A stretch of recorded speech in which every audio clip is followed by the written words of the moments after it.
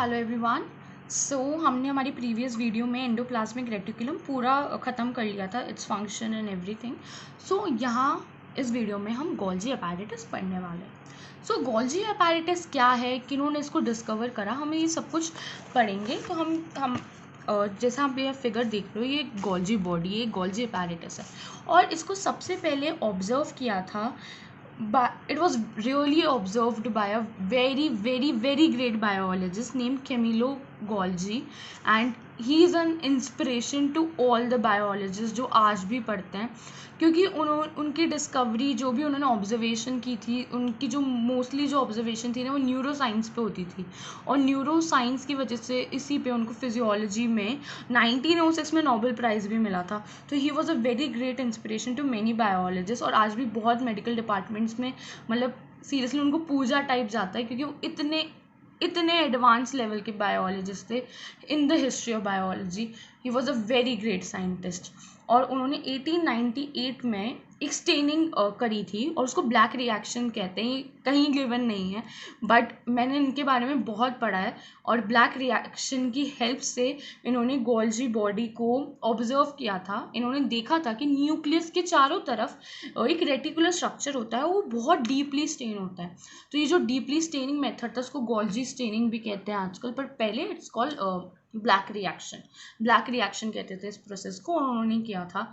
And जब उन्होंने देखा कि न्यूक्लियस है, मैंने यार इसको ऑब्जर्व किया, इसके पास तो एक बहुत ही डेंसली स्टेन स्ट्रक्चर होता है, रेटिकुलर स्ट्रक्चर है।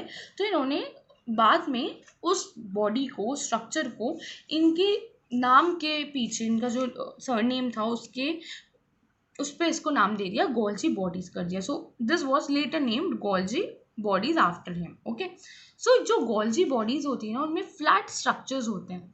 जो गोल्जी बॉडी में फ्लैट स्ट्रक्चर्स होते हैं और फ्लैट होते हैं, डिस्क शेप्ड भी हो सकते हैं, सैग्स भी होते हैं, इनको सिस्टर्ने कहते हैं। So these are the cisternae, ये दिख रहा है, ये वाले पूरे, these are the cisternae. And उन्होंने जब देखा था तो उन्होंने ये देखा कि ये जो होता है ना, ये फ्लैट भी हो सकता है, ये डिस्क शेप्ड भी हो सकता है,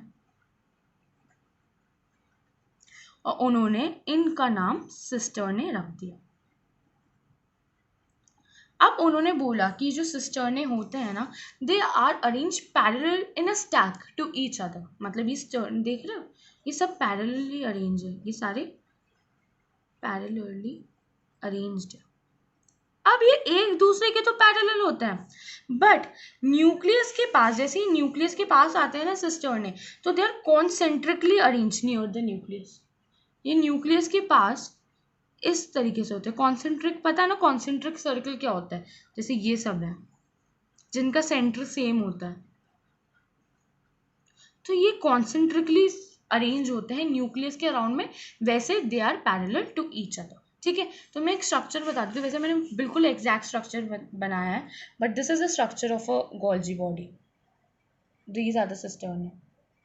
एंड मैंने जो स्ट्रक्चर बनाया वो भी 94% ऐसा ही दिखता है। तो उन्होंने जब ये स्ट्रक्चर देखा कि गोल्जी बॉडी, उन्होंने देखा कि जो सिस्टर्न है, वैसे तो they are stacked parallel to each other, but वैसे दे आर कॉन्सेंट्रिकली अरेंज नहीं होता न्यूक्लियस। तो उन्होंने देखा कि उसमें दो तरीके के फेसेस बनते हैं। जो सिस्टर्न होता है ना, उसमें दो तरीके के फेसेस होते हैं। तो जो दो तरीके के फेसेस होते हैं ना, वो होते हैं, जो पहला फेस होता है, it is called the cis face और द फॉर्मिंग फेस।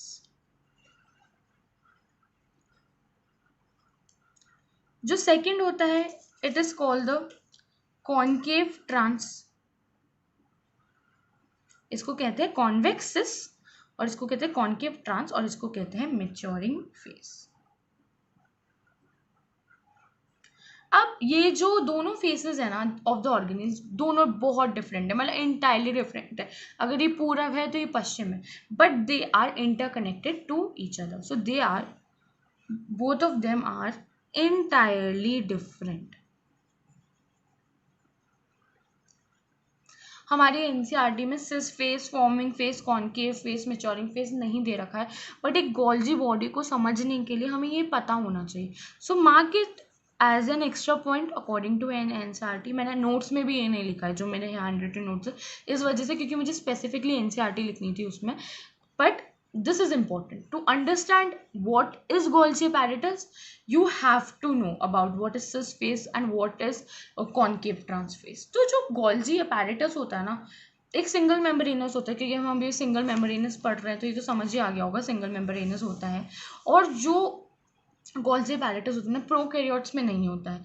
हमारी आरबीसीज होती है ना, मतलब मैमल्स की, मोस्टली मैं हमारी नहीं बोलूँगी, मैमल्स की जो ममेलियन आरबीसीज होती हैं उसमें ये एब्सेंट होता है.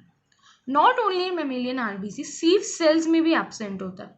अब जो सीव सेल्स होते हैं ना वो जिम्नोस्पर्म्स में होता है. हम जब अभी पढ़ेंगे सारा एंजियोस्पर्म जिम्नोस्पर्म इसी 9th स्टैंडर्ड में ही, तो हम पढ़ेंगे कि सीव सेल्स होते हैं जिम्नोस्पर्म्स में.